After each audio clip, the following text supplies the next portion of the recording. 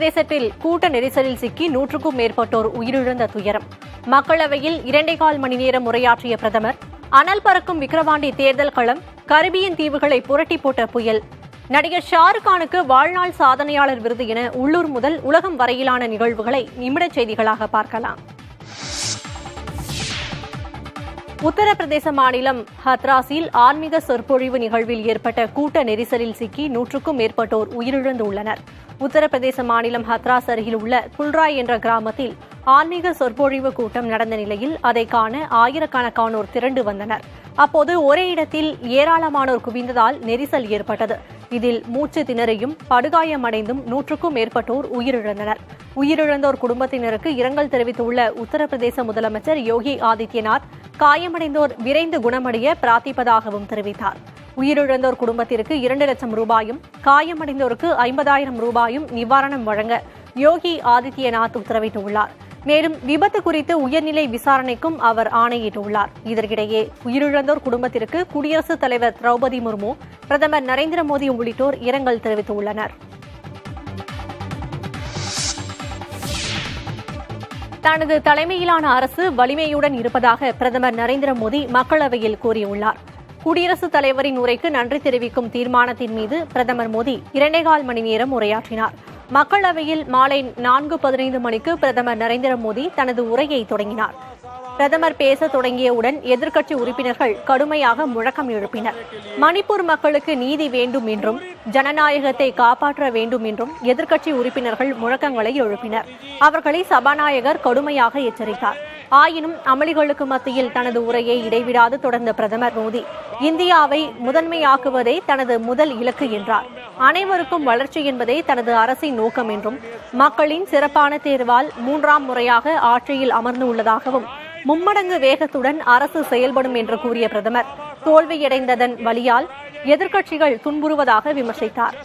நாட்டின் வளர்ச்சிக்காக 24 மணி நேரமும் உழைப்பதாக கூறிய பிரதமர், காங்கிரஸ் மற்றும் எதிர்க்கட்சித் தலைவர் ராகுல் காந்தியை தனது பதிலுரையில் கடுமையாக சாடினார்.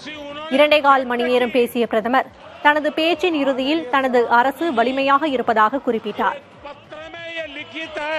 பிரதமரின் பதிலுரைக்கு பின் குடியரசுத் தலைவரின் உரைக்கு நன்றி தெரிவிக்கும் தீர்மானம் நிறைவேறியது. இதைத் தொடர்ந்து நாடாளுமன்ற கூட்டத்தொடரின் முதல் அமர்வு ஒத்திவைக்கப்பட்டது.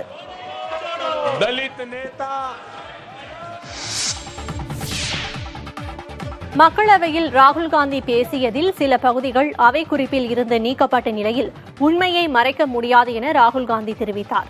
சிறுபான்மையினரை மோசமாக நடத்துவதாக பாஜகவை விமர்சித்தது, அம்பானி, அதானி ஆகியோரை குறிப்பிட்டு பேசியது, நீட் தேர்வு மற்றும் அக்னிபாத் திட்டம் குறித்த கருத்துக்கள் ஆகியவை அவை குறிப்பில் இருந்து நீக்கப்பட்டுள்ளன. இந்நிலையில் மக்களவை கூடியதும் ராகுல் காந்தி பேசியதில் சில பகுதிகள் அவை குறிப்பில் இருந்து நீக்கப்பட்டதற்கு எதிர்ப்பு தெரிவித்து காங்கிரஸ் எம்பிக்கள் முழக்கமிட்டனர். தொடர்ந்து நாடாளுமன்றத்திற்கு வெளியே செய்தியாளர்களை சந்தித்த ராகுல் காந்தி, மோடியின் உலகில் உண்மைக்கு இடமில்லை என்பதால் தன் கருத்துக்கள் அவை குறிப்பில் இருந்து நீக்கப்பட்டுள்ளதாக குறிப்பிட்டார். அவை குறிப்பில் இருந்து எதனை வேண்டுமானாலும் நீக்கலாம் என தெரிவித்த ராகுல் காந்தி, உண்மையை என்றும் மறைக்க முடியாது என கூறினார். இதனிடையே அவை குறிப்பில் இருந்து நீக்கப்பட்ட தனது உரையின் பகுதிகளை மீண்டும் சேர்க்க கோரி சபாநாயகர் ஓம் பிர்லாவுக்கு ராகுல் காந்தி கடிதம் எழுதியுள்ளார். விக்கிரவாண்டி தேர்தல் களம் அனல் பறக்கும் மையமாக மாறியுள்ளது. இடைத்தேர்தலில் திமுக, பாமக மற்றும் நாம் தமிழர் கட்சி என மும்முனை போட்டி நிலவும் நிலையில் அதிமுக தேர்தலை புறக்கணித்திருப்பதால் அக்கட்சியின் வாக்குகள் திமுகவுக்குத்தான் கிடைக்கும் என அமைச்சர் ஏவ வேலு புதிய தலைமுறைக்கு தெரிவித்தார். அதிமுக என்பது அவர் தேர்தலில் நிற்காத காரணத்தினால் பெரும்பான்மையான வாக்குகள் திமுகவுக்கு வருவதற்குத்தான் வாய்ப்பு இருக்கிறது. காரணம், அதிமுகவினுடைய நிறுவன தலைவராக இருந்த மக்கள் தலைவர் எம்ஜிஆர் அவர்கள் திராவிட முன்னேற்ற கழகத்திலே அவர் பொருளாளராக இருந்தவர். 2 முறை பரங்கிமலை தொகுதியிலே நின்று உதயசூரிலே வென்றவர் அவர்.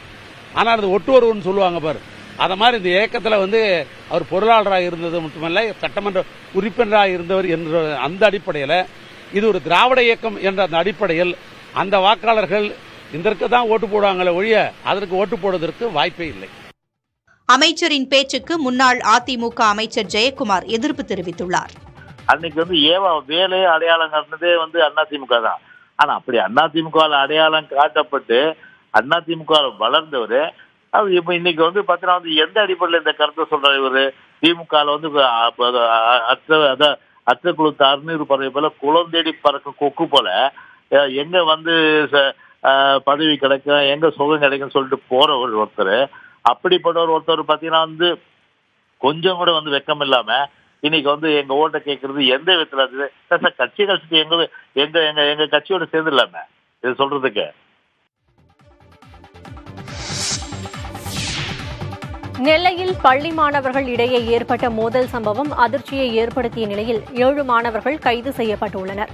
திருநெல்வேலி மாவட்டம் நாங்குநேரி அருகே உள்ள மருதகுளம் கிராமத்தில் செயல்படும் அரசு மேல்நிலைப் பள்ளியில் மாணவர்களிடையே மோதல் ஏற்பட்டது. கடுமையாக தாக்கப்பட்டதில் 2 மாணவர்கள் படுகாயமடைந்தனர். நெல்லை அரசு மருத்துவமனையில் இருவரும் சிகிச்சை பெற்று வரும் சூழலில் காவல்துறையினர் வழக்கு பதிவு செய்து விசாரணை நடத்தி வருகின்றனர். பெண்ணாக்குடி, மாயநேரி, மருதகுளம் ஆகிய பகுதிகளைச் சேர்ந்த மாணவர்களிடையே இந்த மோதல் ஏற்பட்டுள்ளது. முதற்கட்டமாக தாக்குதல் நடத்தியதாக 10 மற்றும் 11ஆம் வகுப்பு பயிலும் 7 மாணவர்களை காவல்துறையினர் கைது செய்து அரசினர் கூர்நோக்கு இல்லத்தில் அடைத்துள்ளனர். அங்கு அவர்களிடம் கூர்நோக்கு இல்ல உறுப்பினர் தீவிர விசாரணை மேற்கொண்டு வருகிறார். சாதிய மோதலா என்ற கோணத்தில் விசாரணை நடத்தப்பட்டு வருகிறது.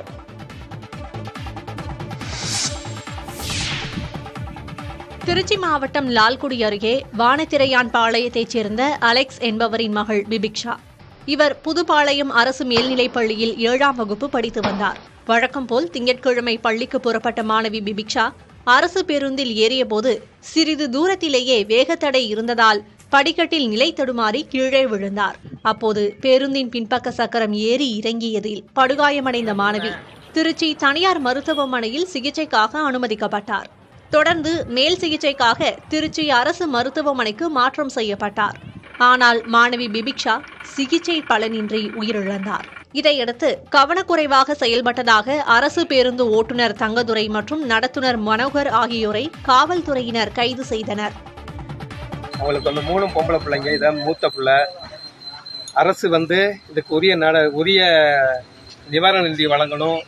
அந்த நடத்துனர் ஓட்டுநருக்கு அவங்களுக்கு வந்து உரிய தண்டனை வாங்கி தரணும். மாணவி பிபிக்ஷாவின் மறைவுக்கு இரங்கல் தெரிவித்து நாம் தமிழர் கட்சியின் தலைமை ஒருங்கிணைப்பாளர் சீமான் ஆடியோ ஒன்றை வெளியிட்டுள்ளார். பள்ளிக்கு செல்கிற பேருந்தில் ஏறுகிற போது ஓட்டுநரின் கவனக்குறைவால் அவள் தவறி விழுந்து உயிரிழந்து விட்டாள் என்கிற துயர செய்தியிலிருந்து நான் மிகவும் வருந்துகிறேன். நம் அன்பு செல்வத்தை இழந்திருக்கிற தம்பியின் குடும்பத்தினர், உறவினர்கள், நண்பர்கள், நாம் தமிழர் சொந்தங்கள் அனைவருக்கும் என்னுடைய ஆறுதல். அன்பு மகள் பிபிஷாவுக்கு என்னுடைய கண்ணீர் வணக்கம். தஞ்சையில் அரசு பேருந்தில் மருத்துவமனை தூய்மை பணியாளருக்கு அனுமதி மறுக்கப்பட்ட விவகாரத்தில் பேருந்து நடத்துனர் உள்பட 2 பேர் பணியிட மாற்றம் செய்யப்பட்டுள்ளனர். தஞ்சை அரசு மருத்துவக் கல்லூரி மருத்துவமனையில் பணிபுரியும் தூய்மை பணியாளர்கள், செவிலியர்கள் உள்ளிட்ட 100க்கும் மேற்பட்டோர் பழைய பேருந்து நிலையத்தில் இருந்து மருத்துவக் கல்லூரி செல்வது வழக்கம். அதேபோல் பழைய பேருந்து நிலையத்தில் இருந்து அரசு பேருந்தில் ஏற முற்பட்ட அவர்களை நடத்துனர் வேறு பேருந்தில் செல்லுமாறு அலைக்கழித்துள்ளார். இதனால் உரிய நேரத்தில் பணிக்கு செல்ல முடியவில்லை என்றும், இலவச பயணச்சீட்டை கொடுத்துவிட்டு தங்களை பேருந்தில் ஏற்றுவதில்லை என்றும் கூறியும் சாலை மறியலில் ஈடுபட்டனர். இதையடுத்து காவல்துறையினர் மற்றும் மருத்துவத்துறை நிர்வாகத்தினர் பேச்சுவார்த்தை நடத்தி ஆம்புலன்ஸ் மூலம் பணியாளர்களை அழைத்துச் சென்றனர். இந்த பிரச்சினையை மாவட்ட நிர்வாகத்தின் கவனத்திற்கு புதிய தலைமுறை கொண்டு சென்ற நிலையில் அரசு பேருந்து நடத்துனர் ஏசுதாஸ், தஞ்சை பழைய பேருந்து நிலைய நேர காப்பாளர் ராஜா ஆகியோர் மீது துறை ரீதியான நடவடிக்கை எடுக்கப்பட்டு பணியிட மாற்றம் செய்யப்பட்டனர். மேலும் மருத்துவ பணியாளர்கள் உரிய நேரத்தில் பணிக்கு செல்ல ஏதுவாக காலை மற்றும் மாலையில் பேருந்துகள் இயக்கப்படும் என்றும் போக்குவரத்து துறை அதிகாரிகள் உறுதியளித்துள்ளனர். சிதம்பரம் அருகே வரக்கூர்பேட்டை அரசு பள்ளியில் பூரான் விழுந்த மதிய உணவை சாப்பிட்ட 25க்கும் மேற்பட்ட மாணவர்களுக்கு மயக்கம், வயிற்றுவலி ஏற்பட்டுள்ளது. வரக்கூர்பேட்டை கிராமத்தில் உள்ள ஆதி திராவிடர் நடுநிலைப் பள்ளியில் வழக்கம் போல் மதிய உணவு வழங்கப்பட்டது. பின்னர் எஞ்சியிருந்த உணவை ஊழியர்கள் பார்த்தபோது அதில் பூரான் கிடந்ததைக் கண்டு அதிர்ச்சியடைந்தனர். தகவலறிந்த பள்ளி தலைமை ஆசிரியை மாணவர்களிடம் விசாரித்தபோது சிலருக்கு வயிற்றுவலி உள்ளதாகவும் சிலருக்கு மயக்கம் வருவதாகவும் கூறினர். உடனடியாக 25க்கும் மேற்பட்ட மாணவர்கள் ஆம்புலன்ஸ் மூலம் சிதம்பரம் காமராஜர் அரசு மருத்துவமனைக்கு சிகிச்சைக்காக அழைத்து செல்லப்பட்டனர். சம்பவம் குறித்து சிதம்பரம் நகர காவல்துறையினர் விசாரணை மேற்கொண்டு வருகின்றனர். கேரள மாநிலம் மூணாறு காந்தளூரில் குடியிருப்பு மற்றும் தங்கும் விடுதிகள் அருகே முகாமிட்ட யானைகளை வனப்பகுதிக்குள் வனத்துறையினர் அனுப்பினர். இப்பகுதியில் திடீரென முகாமிட்ட காட்டு யானைகளால் அச்சமடைந்த பொதுமக்கள், சுற்றுலா பயணிகள் வனத்துறையின் உதவியை நாடினர். யானைகளும் காட்டெருமைகளும் குடியிருப்பு பகுதியை ஒட்டியுள்ள விளைநிலங்களுக்குள் புகுந்து பயிர்களை நாசம் செய்து வருவதாக அப்பகுதி விவசாயிகள் புகார் தெரிவித்தனர். யானைகள், காட்டெருமைகள் உள்ளிட்ட வனவிலங்குகள் ஊருக்குள் புகாதவாறு வனத்துறையினர் நிரந்தர நடவடிக்கை எடுக்க வேண்டும் என பொதுமக்கள், விவசாயிகள் கோரிக்கை விடுத்தனர்.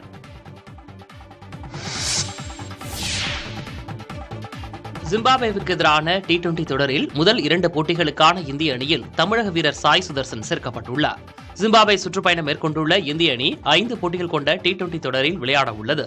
ஜூலை 6ஆம் தேதி முதல் போட்டி நடைபெற உள்ளது. ஆனால் இத்தொடருக்கான இந்திய அணியில் சேர்க்கப்பட்டிருந்த சிவம் துபே, சஞ்சு சாம்சன், யாஷஸ்வி ஜெய்ஸ்வால் ஆகிய 3 வீரர்களும் உலகக்கோப்பை தொடரை முடித்துவிட்டு இந்தியா திரும்புவதில் தாமதம் ஏற்பட்டுள்ளது. பார்படாஸில் பெரும் புயல் காரணமாக விமான நிலையம் மூடப்பட்டதுதான் இதற்கு காரணம்.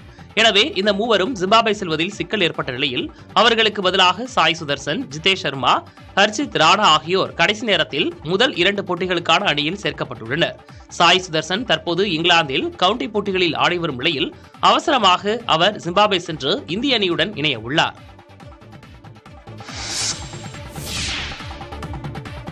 பாலிவுட் நடிகர் ஷாருக்கானுக்கு லோகார்னோ திரைப்பட விழாவில் வாழ்நாள் சாதனையாளர் விருது அறிவிக்கப்பட்டுள்ளது. சுவிட்சர்லாந்தில் உள்ள லோகார்னோவில் 77வது லோகார்னோ திரைப்பட விழா ஆகஸ்ட் 7ஆம் தேதி தொடங்கி 17ஆம் தேதி வரை நடைபெறுகிறது. இதில் உயரிய விருதான வாழ்நாள் சாதனையாளர் விருது பாலிவுட் நடிகர் ஷாருக்கானுக்கு வழங்கப்படும் என அறிவிக்கப்பட்டுள்ளது. இந்த விருதை பெறும் முதல் இந்தியர் என்ற பெருமையை ஷாருக்கான் பெறுகிறார். இதற்கு முன்னதாக இவ்விருதை இத்தாலி இயக்குனர் பிரான்செஸ்கோ ரோசி, அமெரிக்க பாடகரும் நடிகருமான ஹாரி ஃபெலோஸ்பாண்டே மற்றும் மலேசிய இயக்குனர் சாய் மிங் லியாங் ஆகியோர் பெற்றுள்ளனர். ஆகஸ்ட் 11ஆம் தேதி நடைபெறும் விருது வழங்கும் விழாவில் ஷாருக்கானின் தேவதாஸ் திரைப்படம் திரையிடப்பட உள்ளது. நீட் இளநிலை தேர்வு முறைகேடுகள் தொடர்பான 26 வழக்குகளையும் வரும் 8ஆம் தேதியன்று உச்சநீதிமன்றத்தில் தலைமை நீதிபதி அமர்வு விசாரிக்க உள்ளது. நீட் இளநிலை தேர்வில் வினாத்தாள் கசிவு, ஆள் மாறாட்டம் உள்ளிட்ட புகார்கள் வெளியாகி அது தொடர்பாக நாடெங்கும் போராட்டங்களும் நடைபெற்றன. இது தொடர்பாக பல்வேறு வழக்குகள் தொடரப்பட்டிருந்த நிலையில் அவற்றை கோடைக்கால விடுமுறை அமர்வு விசாரித்து வந்தது. விடுமுறை முடிந்து உச்சநீதிமன்றம் 8ஆம் தேதி மீண்டும் வழக்கம் போல் செயல்பட தொடங்க உள்ள நிலையில் முதல் நாளில் தலைமை நீதிபதி அமர்வு நீட் தொடர்பான 26 வழக்குகளையும் விசாரிக்க உள்ளது.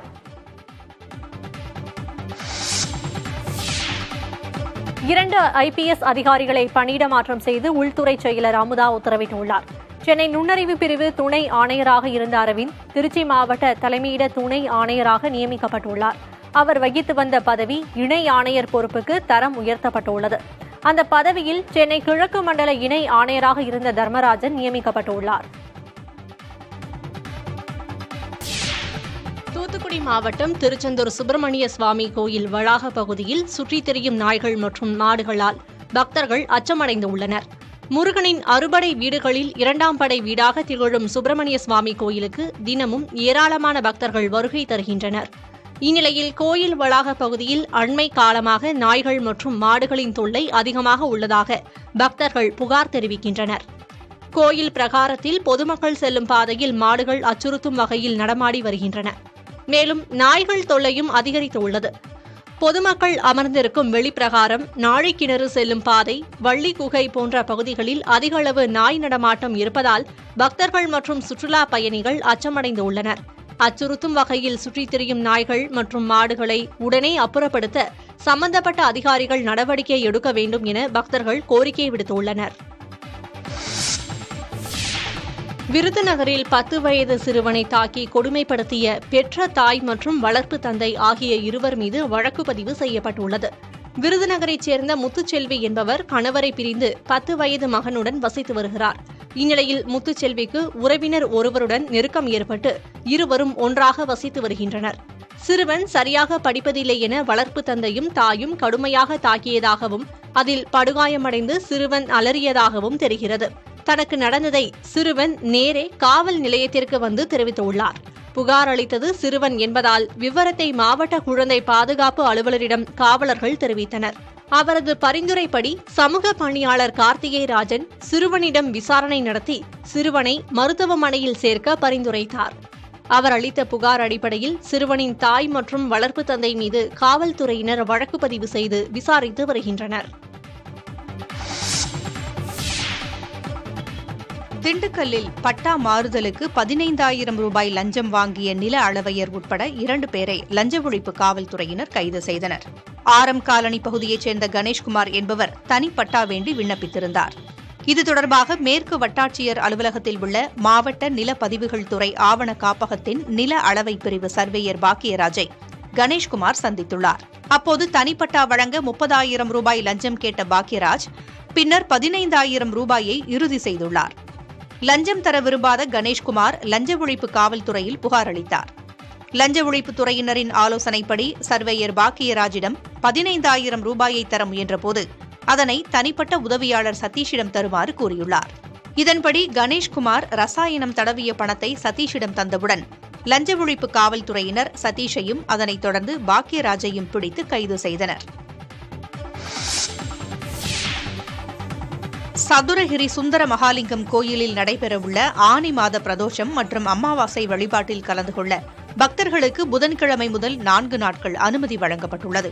ஸ்ரீவில்லிபுத்தூருக்கு அருகே மேற்கு தொடர்ச்சி மலைப்பகுதியில் புகழ்பெற்ற சதுரகிரி சுந்தர மகாலிங்கம் கோயில் அமைந்துள்ளது. இந்த கோயிலில் நடைபெறும் ஆனி மாத பிரதோஷம் மற்றும் அமாவாசையை முன்னிட்டு புதன்கிழமை முதல் வரும் 6ஆம் தேதி வரை 4 நாட்கள் பக்தர்கள் மலையேறி சென்று சாமி தரிசனம் செய்ய வனத்துறை மற்றும் கோயில் நிர்வாகத்தினர் அனுமதி வழங்கியுள்ளனர். ஆனால் கோயிலில் பக்தர்கள் இரவில் தங்க அனுமதி கிடையாது. இது தவிர தடை செய்யப்பட்ட பொருட்கள் மற்றும் எளிதில் தீப்பற்றக்கூடிய பொருட்களை கொண்டு செல்ல தடை விதிக்கப்பட்டுள்ளது. சேலம் மாவட்டம் ஓமலூரில் மதுபோதையில் இளைஞர் ஓட்டி வந்த காரை காவல்துறையினர் பறிமுதல் செய்தனர். ஓமலூருக்கு அருகே பாரப்பட்டியைச் சேர்ந்த கிருஷ்ணன் என்பவர் வாகனங்கள் மீது மோதுவதைப் போல மதுபோதையில் காரை தாறுமாறாக ஓட்டி வந்துள்ளார். ஓமலூர் பேருந்து நிலையத்திற்கு அருகே சிக்னலில் நிற்காமல் விபத்தை ஏற்படுத்தும் வகையில் வந்த காரை போக்குவரத்து காவல்துறையினர் நிறுத்த முயன்றனர். ஆனால் கிருஷ்ணன் காரை நிறுத்தாமல் காவல்துறையினர் மீது மோதுவதைப் போல வேகமாக ஓட்டிச் சென்றார். இதையடுத்து காவல்துறையினர் அந்த காரை விரட்டிச் சென்று பிடித்தனர். இது தொடர்பாக வழக்கு பதிவு செய்த காவல்துறையினர் காரை பறிமுதல் செய்து காவல் நிலையத்திற்கு கொண்டு சென்றனர். காவல்துறையினரின் துரித நடவடிக்கையால் விபத்துகள் ஏதும் நடைபெறாமல் தவிர்க்கப்பட்டது. காவல்துறையினரின் விரைவான நடவடிக்கைக்கு பொதுமக்கள் பாராட்டு தெரிவித்துள்ளனர். அசாமில் கொட்டிய கனமழையால் காசிரங்கா வனவிலங்குகள் சரணாலயம் வெள்ளத்தில் மிதக்கிறது. அசாம் மாநிலத்தின் பல்வேறு இடங்களில் கொட்டிய கனமழை இயற்கை எழில் கொஞ்சம் காசிரங்கா தேசிய பூங்காவையும் விட்டு வைக்கவில்லை. கனமழை காரணமாக சுமார் 400 சதுர கிலோமீட்டர் பரப்பளவிற்கு விரிந்திருக்கும் காசிரங்கா வனவிலங்குகள் சரணாலயம் கடுமையாக பாதிக்கப்பட்டுள்ளது. இங்குள்ள காண்டா மிருகங்கள், யானைகள், காட்டெருமைகள் உள்ளிட்ட விலங்குகள் வெள்ளத்தில் தத்தளிக்கின்றன. அவை மேடான பகுதிகளை நோக்கி இடம்பெயர்ந்து வருகின்றன. யானைகள் சில சாலைகளில் உலாவரும் காட்சிகளையும் காண முடிகிறது. அசாமில் நீடிக்கும் கனமழையால் வெள்ளத்தின் நீர்மட்டம் தொடர்ந்து அதிகரித்து வருவதாகவும் காசிரங்கா வனப்பகுதியில் உள்ள 233 வன முகாம்களில் 43 விழுக்காட்டிற்கும் மேல் பாதிக்கப்பட்டுள்ளதாகவும் வனத்துறையினர் தெரிவித்துள்ளனர். கரிபியன் தீவுகளில் கரையை கடந்த பெரில் புயல் கடுமையான சேதங்களை விளைவித்துள்ளது. அட்லாண்டிக் பெருங்கடலில் உருவான பெரில் புயல் அதிதீவிர புயலாக மாறியது. கிழக்கு கரிபியன் தீவுகளில் ஒன்றான கிரெனடா நாட்டின் கரியாக்கோ தீவில் பெரில் புயல் கரையை கடந்தது. அப்போது பலத்த காற்று வீசியதால் மரங்கள் சாய்ந்தன. தீவில் இருந்த 90% அதிகமான வீடுகள் பலத்த சேதத்தை சந்தித்தன. தீவு முழுவதும் மின்சாரம், தொலைத்தொடர்பு சேவைகள் துண்டிக்கப்பட்டன. அண்மைச் செய்திகளுக்கு தொடர்ந்து இணைந்திருங்கள் புதிய தலைமுறையுடன்.